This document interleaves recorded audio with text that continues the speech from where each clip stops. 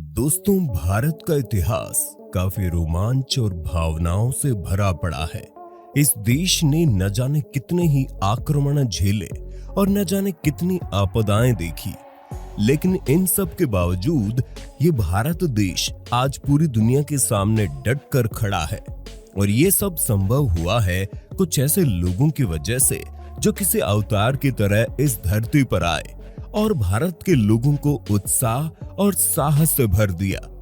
आज हम इसी रोचक इतिहास से जुड़ी कुछ दिलचस्प फोटोज देखेंगे और जानेंगे उनके पीछे की असली कहानी। ये आइकॉनिक फोटो 1940 में ली गई, जिसमें भारत के सबसे महान द ग्रेट गामा पहलवान दिल्ली में रेड फोर्ट के सामने होने वाले एक दंगल में इमाम बख्श नाम के एक पहलवान से लड़ रहे हैं। सच में इस तरह के दो बाहुबलियों को लड़ता हुआ देखने का एक गजब का एक्सपीरियंस हुआ करता था। दोस्तों, ये फोटो बहुत ही महत्वपूर्ण है और शर्मनाक भी। ये सूट पैंट में बैठे लोग भारत के करोड़ों लोगों का भविष्य तय कर रहे हैं। बीच में बैठे शख्स है लॉर्ड माउंटबेटन। ये फोटो उस वक्त ली गई थी जब ब्रिटिशर्स ने भारत के दो टुकड़े करने का प्रस्ताव पहली बार लोगों के सामने रखा था। लॉर्ड माउंटबेटन के पास में बैठे हैं मोहम्मद अली जिन्ना और जवाहरलाल नेहरू। इस मीटिंग के बाद भारत के टुकड़े करने के अंग्रेजों के प्लान को एक्सेप्ट भी कर लिया गया और उसके बाद सिर्फ भारत का नक्शा ही नहीं बदला, बल्कि यहाँ रहने वाले करोड़ों लोगों की जिंदगियां भी बदल गई। दोस्तों, ये फोटो 1945 की है, जब लास्ट टाइम नेताजी सुभाष चंद्र बोस को ब्रिटिश पुलिस ने गिरफ्तार किया था। नेताजी का रुतबा ऐसा था कि लोग उन्हें बहुत मानते थे।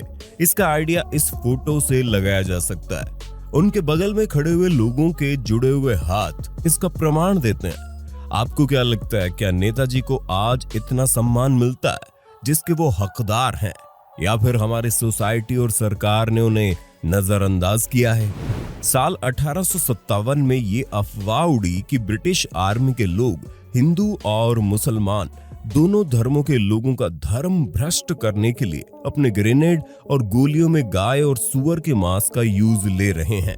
और शायद आपको ये बात तो पता ही होगी कि ग्रेनेड को सैनिक को अपने दांतों से खोलना होता था।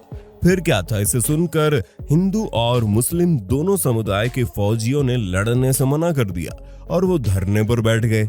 डॉक्टर भीमराव अंबेडकर की फैमिली की ये फोटो बहुत ही रेयर है। इसमें बाबा साहब अंबेडकर के साथ उनकी वाइफ डॉक्टर सविता अंबेडकर, उनका एक नौकर जिसका नाम सुदामा था और उनका एक पालतू कुत्ता साथ में है। ये फोटो उनके घर के गार्डन में ली गई थी। ये पोस्टर ब्रिटिश आर्मी ने 1930 में रिलीज किया था, जिसमें भगत सिंह, राजगुरु और सुखदेव को फांसी पर लटकाने की सजा सुनाई गई और उनके बाकी साथियों को किसी को आजीवन कारावास तो किसी को 15 से 20 साल की सजा सुनाई गई थी। इस पोस्टर के रिलीज होने के बाद ब्रिटिश हुकूमत के लिए लोगों के गुस्से पर काबू करना मुश्किल हो गया था। इसलिए अंग्रेजों ने भारत माता के 3 वीरों को तय वक्त से पहले ही फांसी दे दी। ये फोटो जर्मनी में नेताजी सुभाष चंद्र बोस की है, जो हिटलर से मुलाकात के वक्त ली गई।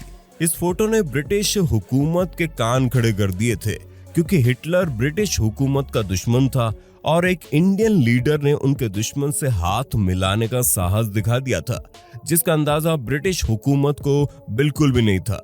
इस फोटो के सामने आने के बाद अंग्रेजों ने नेताजी के खिलाफ अपनी साजिश को और तेज कर दिया था। दोस्तों, भले ही आज बंगाल की हालत सही नहीं हो, लेकिन अंग्रेजों के खिलाफ लड़ाई में बंगालियों का बहुत बड़ा योगदान रहा है। सुभाष चंद्र बोस, स्वामी विवेकानंद इसी बंगाल की धरती पर जन्मे थे। ये फोटो एक आम बंगाली की है, जिसने 17 मई 1934 को भरी भीड़ में बंगाल के British governor sir John Anderson को मारने की कोशिश की थी, लेकिन उसे ब्रिटिश आर्मी के लोगों ने पकड़ लिया। ये फोटो नेताजी की आखिरी गिरफ्तारी के ठीक 2 साल बाद की है। 15 अगस्त 1947, जब लॉर्ड माउंटबेटन ने जवाहरलाल नेहरू को भारत का पहला प्रधानमंत्री घोषित कर खुद उन्हें इसकी शपथ दिलवाई थी। फोटो में नेहरू के पास खड़ा शख्स लॉर्ड माउंटबेटन ही है और पीछे खड़ी लेडी है उनकी वाइफ लेडी माउंटबेटन। विदेशी चीजों का बहिष्कार कोई नई बात नहीं है। 1930 में दो राष्ट्रवादी बच्चों ने अंग्रेजों की गाड़ी के पीछे ही विदेशी वस्तुओं का बहिष्कार करने का पोस्टर लगा दिया और उसी वक्त ली गई इस दूसरी फोटो में तो एक लड़का विदेशी सामान ले जाने वाली गाड़ी के सामने लेट गया। ये फोटो राजीव गांधी और सोनिया गांधी की शादी के टाइम की है। इसमें राजीव गांधी और सोनिया गांधी के साथ इंदिरा गांधी और सोनिया गांधी की मां भी खड़ी हुई है। ये फोटो गांधी जी के अंतिम संस्कार के टाइम जुटी हुई भीड़ की है। इसमें लोग गांधी जी के अंतिम दर्शन पाने के लिए बिजली के खंभों पर चढ़े हुए दिखाई दे रहे हैं। दोस्तों, इस फोटो में भारत के इतिहास के दो महत्वपूर्ण व्यक्तियों की पर्सनैलिटी साफ दिखाई देती है। एक तरफ है मोहम्मद अली जिन्ना और दूसरी तरफ है महात्मा गांधी। जहां जिन्ना सूट पैंट और कोट में हाथ में सिगरेट लिए हुए खड़े हैं, वहीं दूसरी तरफ गांधी जी सिंपल धोती कपड़े में हाथ में लाठी लिए हुए दिखाई दे रहे हैं। ये फोटो तब ली गई जब गांधी जी जिन्ना से मिलने उसके घर गए। फोटो देखकर लग रहा है कि मानो जैसे गांधी जी जाते जाते जिन्ना से कह रहे हो, ये क्या हालत बना रखी है तुमने, ऐसे लोगे आजादी। दोस्तों, इस सीरीज में सबसे ज्यादा फोटो सुभाष चंद्र बोस की है, क्योंकि बॉस के बिना भारत का इतिहास अधूरा है। ये फोटो बॉस की बनाई हुई आजाद हिंद फौज के सिपाहियों की है, जिसमें बॉस सिपाहियों की टुकड़ी का निरीक्षण करते हुए दिखाई दे रहे हैं। ये दूसरी फोटो आजाद हिंद फौज की महिला टुकड़ी की है, जिसे रानी ऑफ झांसी रेजिमेंट कहा जाता था। पुराने लोगों की बहादुरी के किस्से आपने बहुत सुने होंगे। इसी को दिखाती है राजस्थान जयपुर में ली गई ये फोटो, जिसमें एक आदमी जंगली भालू का खेल दिखा रहा है और उसके आसपास की भीड़ बिना डरे हुए खड़ी होकर खेल का मजा ले रही है। ये फोटो सतलज नदी के किनारे की है। इसमें भारत के देसी जुगाड़ की झलक दिखती है। पुराने टाइम में जब लोगों के पास बोट नहीं हुआ करती थी, तब लोग नदी क्रॉस करने के लिए बोट की जगह किसी मरे हुए सांड की चमड़ी का यूज करते थे। मरे हुए सांड की स्किन को निकालकर उसके अंदर हवा भरी जाती थी और फिर उसके सहारे ही नदी पार किया करते थे। इस फोटो में कुछ लोग सांड की स्किन में हवा भरते हुए दिखाई दे रहे हैं और अपने इस जुगाड़ के लिए लोग किसी भी सांड को मारते नहीं थे, सिर्फ उसी सांड की स्किन को काम में लिया जाता था जो नेचुरली मर गया। दोस्तों, आज पारसी कम्युनिटी किसी भी परिचय की मोहताज नहीं है। भारत के इतिहास और वर्तमान में इनका योगदान बहुत ही सराहनीय रहा है।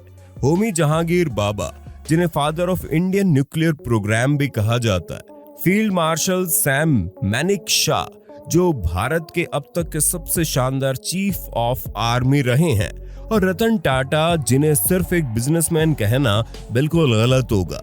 ये सभी इसी पारसी कम्युनिटी से बिलोंग करते हैं।